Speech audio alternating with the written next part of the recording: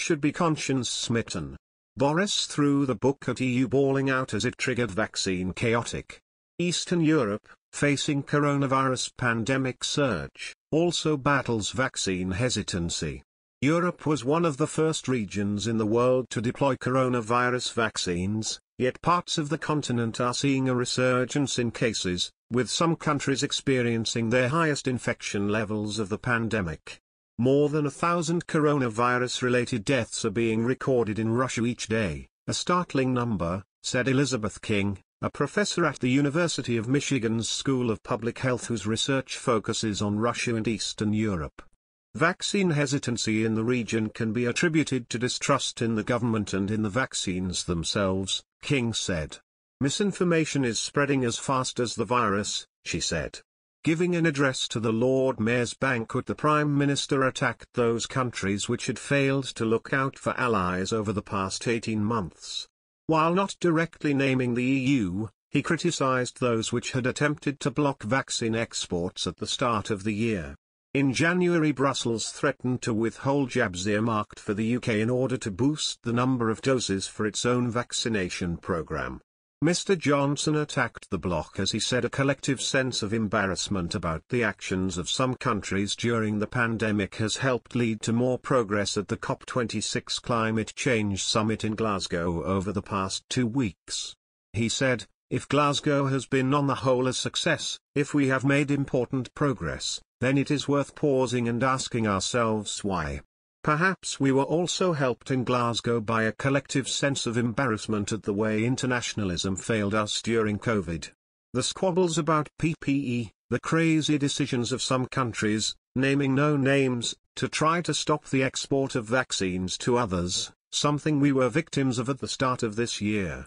In January, European Commission President Ursula von der Leyen introduced new rules that required all coronavirus vaccines due to be shipped to outside the bloc to require an export license. It gave the EU insight into just how many doses of the Pfizer vaccine manufactured in Belgium were being sent to Britain. The bloc said it would ban the export of licenses unless AstraZeneca increased the number of jabs it was providing to the continent. The EU accused the drugs manufacturer of failing to honor its contract by not providing as many jabs as promised. AstraZeneca said they had only ever agreed to use best endeavors to meet the specified number of doses. The rhetoric from the EU sparked alarm. The UK inoculation drive could be thrown off course. While the bloc did not follow through on its threat to ban exports to Britain, it did block jabs from being exported to Australia. In March, a shipment of thousands of doses produced at an AstraZeneca facility in Italy were blocked from being sent down under. The actions of Brussels led the NHS England boss at the time, Sir Simon Stevens, to say it was important when thinking about lessons learned from the pandemic to ramp up its manufacturing capabilities at home so Britain is less reliant on other countries in future. Giving his speech last night, Mr. Johnson also addressed grievances in how the EU is implementing the Northern Ireland Protocol. With the UK and Brussels at an impasse in talks on renegotiating the protocol, he once again warned he was ready to use the legal mechanism to suspend aspects of the international treaty. He said, "Let me say, given all the speculation, that we would rather find a negotiated solution to the problems created by the Northern Ireland Protocol, and that still seems possible.